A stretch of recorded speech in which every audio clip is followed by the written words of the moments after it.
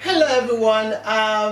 This is you listen to Anointed to Anoint. Here with me is Lindy here with us today, and also Adam. We are here. Yes. It's a pleasure, and to you all viewers, we just want to say we appreciate you, for tuning in to listen to what three of us has to say today.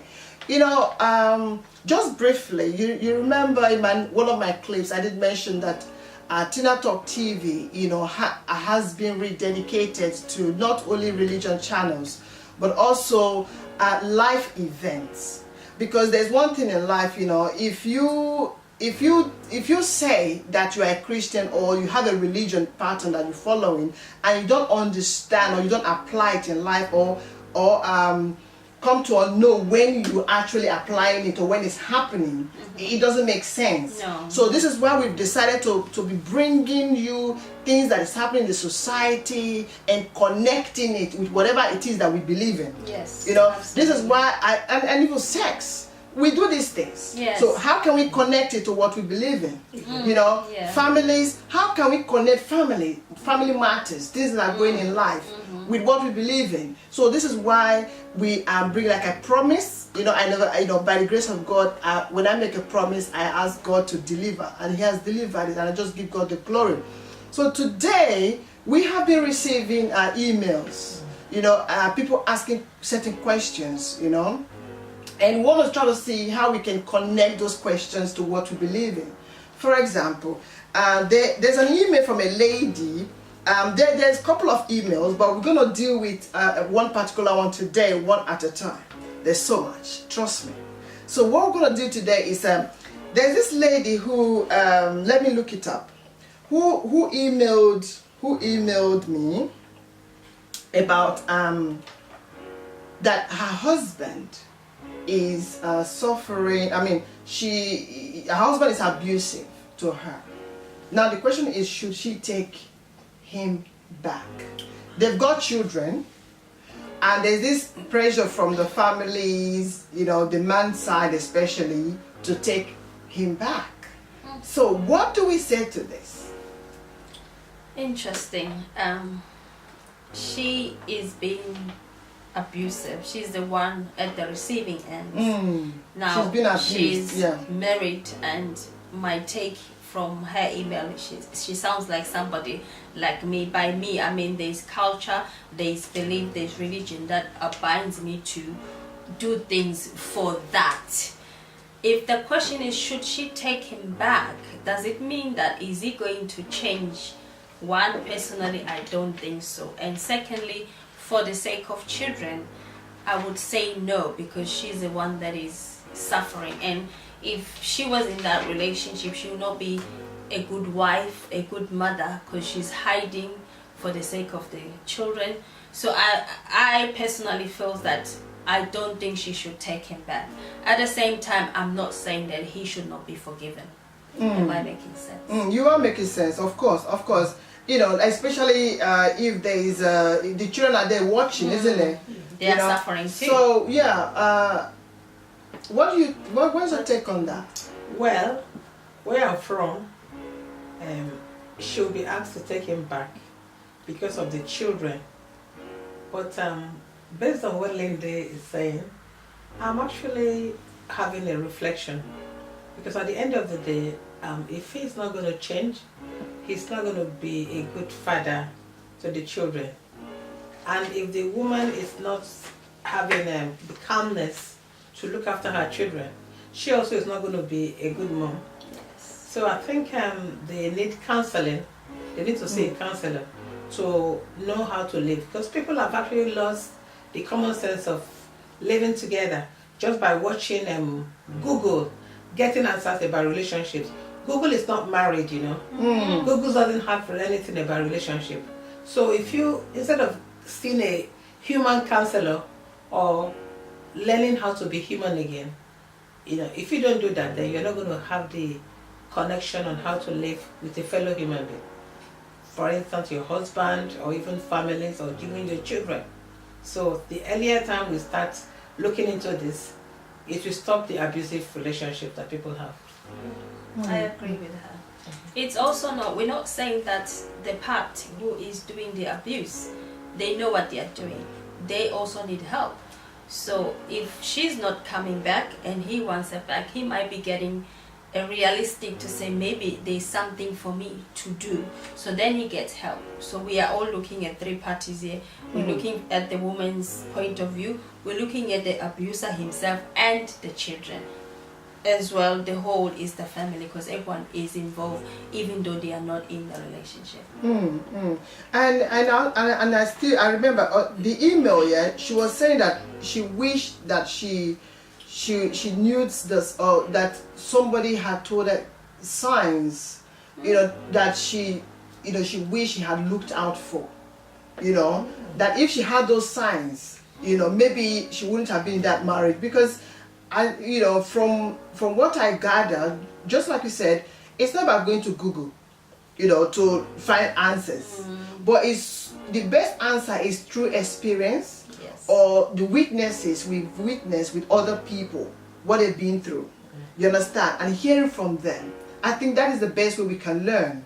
It's not just Google, Google other people's what people suggesting, what people are saying, because like you also said, children are watching all these things. I personally would say, like, we're just trying to I want two people to understand one thing. An advice or something that's got to do with family life, especially marriages or whatever it is that got to do with family, it's not one size fits all.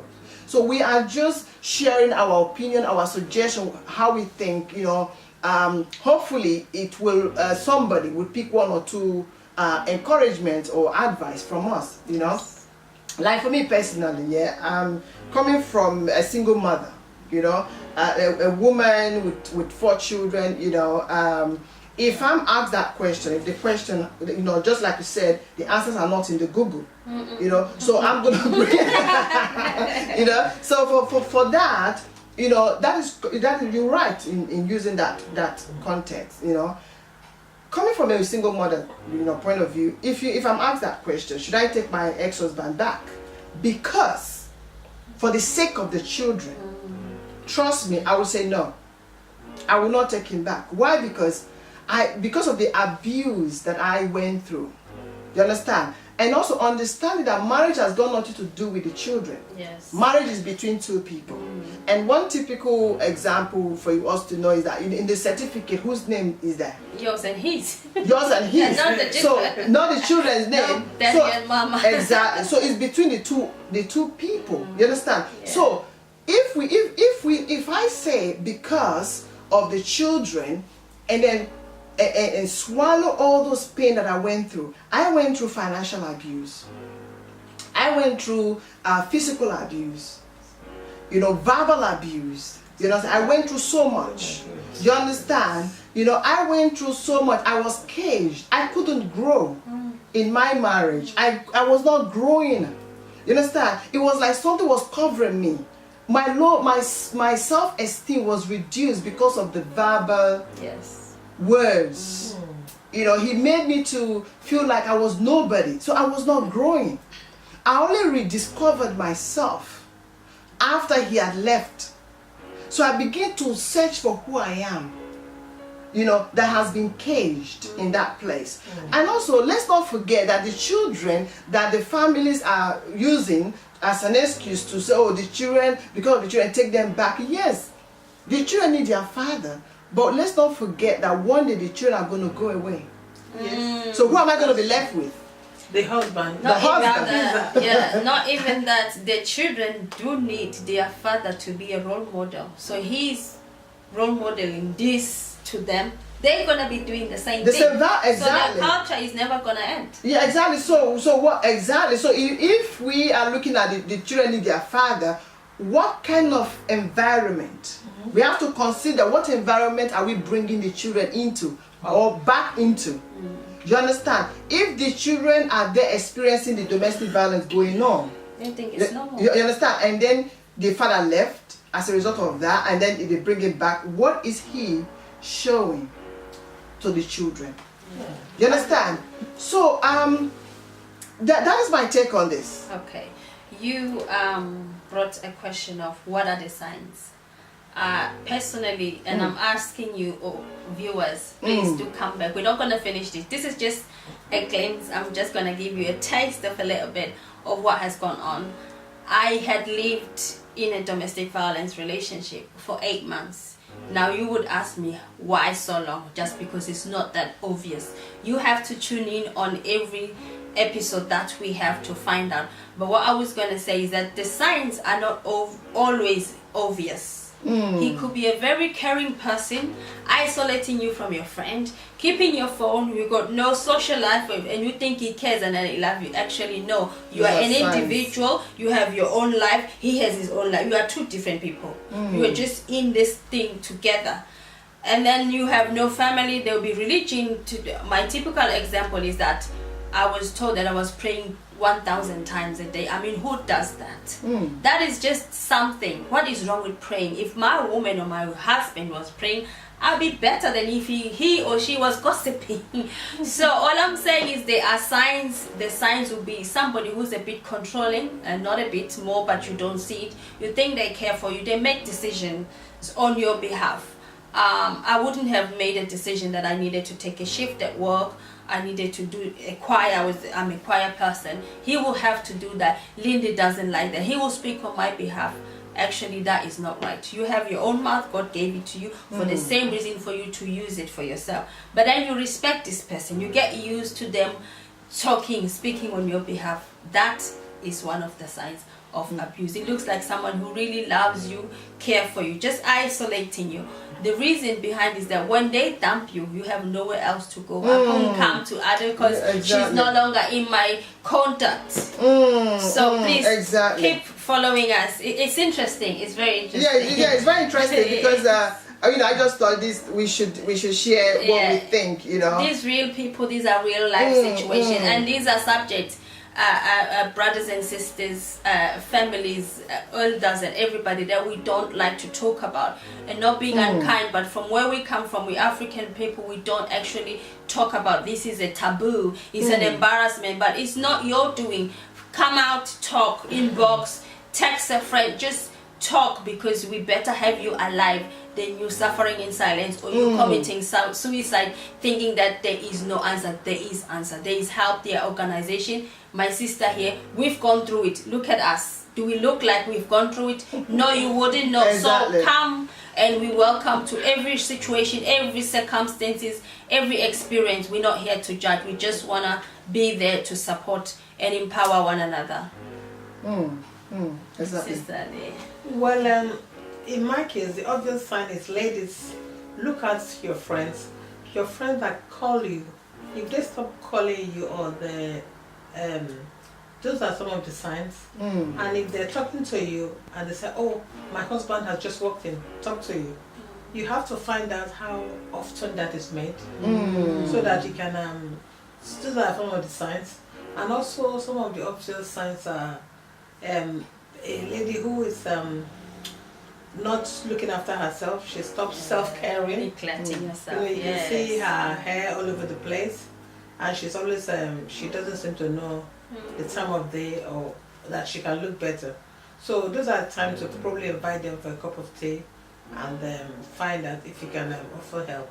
Because if you don't do this, the kids are the ones that are going to suffer. Yes, so that's what I'm thinking. I think we should be our brother's keepers if we can. I know some might not want to tell you, but when you get close to them, they might open up. And strangely, looking at, in religious area, a lot of this domestic violence is really happening in churches today. Oh yes. And it's all swept under the carpet. And it's so sad that I heard something in one place, one seminar that I went. They said a lady recently died. A member of the church died because out of hunger. Oh. She was coming. She was coming into, she as a regular member, she comes to church and all that. But this lady was suffering something from the hands, I think, from her partner. She was suffering abuse. This guy, because she didn't have papers in this country. She hasn't got paper yet. You understand? So this guy, she will only feed if this guy gives her money. And this guy literally was starving this lady. You understand? It was so stressful, and they said it's the food, but I don't think it's the food. I think it's the emotional torture that she was going through, and the church were not able to pick this up. And one of the reasons why she probably couldn't speak, or to seek for the help of the pastor is because what they will say to her, you have to pray. You have to, God will do it. And pray. Read your word, scripture, fast and pray. Fast and pray. There's nothing God cannot do. You see, this is what I said. I call sweeping the truth under the carpet. Yeah, it's not gonna go away. It's gonna be there every time you lift the carpet up. It's gonna be there. You understand? You're just hiding it temporarily. Yes. You understand? No, we don't sweep these things. Allow people, because and the reason why people don't come out to speak in the churches, I've come to understand, is because pastors are always standing in the pulpit there declaring all this all rosy, that their marriages are beautiful, their marriages are so sweet. So if you keep telling me your marriages are wonderful, how am I going to come and tell you that my one is messy? Because then it means that I'm not praying enough. Something I'm not doing right. It's not you. Somebody said the pastor that she was going through a situation, and she told the pastor gave her 3 days fasting and prayer, and still there was still abuse going on. And then the pastor said to her, are you sure you didn't offend anybody? Because sometimes some things that we've done in the past can hinder our prayer from reaching God. Well, having said that, this is important that this email that came, we really look at it and see. Hopefully, we'll be able to arrive at a reasonable suggestion. I would say, if the husband, because at the end of the day, no one is perfect, we have to look at if the husband is willing to change. If your husband has come to that realization of seeing what he has done wrong, his weakness, and willing to walk in that weakness, to strengthen his weaknesses. You understand? Because we all have our flaws, If he's willing to change, because one thing, especially in African society, we don't believe in therapy. We don't believe in counseling. We believe we run to church because we always blame it on spiritual attack, on evil situations and things like that. No, there are some things that need practical solutions. Like therapy. If your husband, and again, just like we did mention earlier in our discussion, it's not only the men that are abusive. Sometimes some women take the liberty, especially when they live in a foreign land where the power is given to them. There's still that they can abuse that opportunity, by abusing the men. Because I've heard stories of women abusing the men, and it's such a shame because most men cannot come out like women. There was a time I was saying, how come there's always a conference, seminars of women empowering women, and no men empowering men? But they can't come out. They can't come out because it's embarrassing. You understand? So it's humiliating. It's humiliating, but no, they have to speak out as well. We need to begin to embrace the power of therapy. Talking therapy. It's not about taking the medication. Talking. They said a problem half shared is half solved. At least you understand. So let us, if your husband is willing to take an advice, see a therapist, to seek help, why not? Take him back, because what you don't want is to take him back, considering all those things, he's not willing to change, and consider that also the fact that the children are there, they are going to continue to witness the abuse that is going on. And you don't want the children to be raised. Sometimes it's better that you raise your child or your children in a non-abusive environment, and to allow them to grow beautifully, good society, citizens, be better people, better life, for the future, than to raise them in an environment just because the family said take him back. You understand? So you have to wait. It has to be balanced, otherwise we have a big problem. Thank you so much, everyone, for watching. Is there any other thing you want to add to our viewers? Well, viewers, from where I'm sitting, I would say to you, just keep tuning in. I love this woman sitting next to me, and so is this one. I'm just blessed.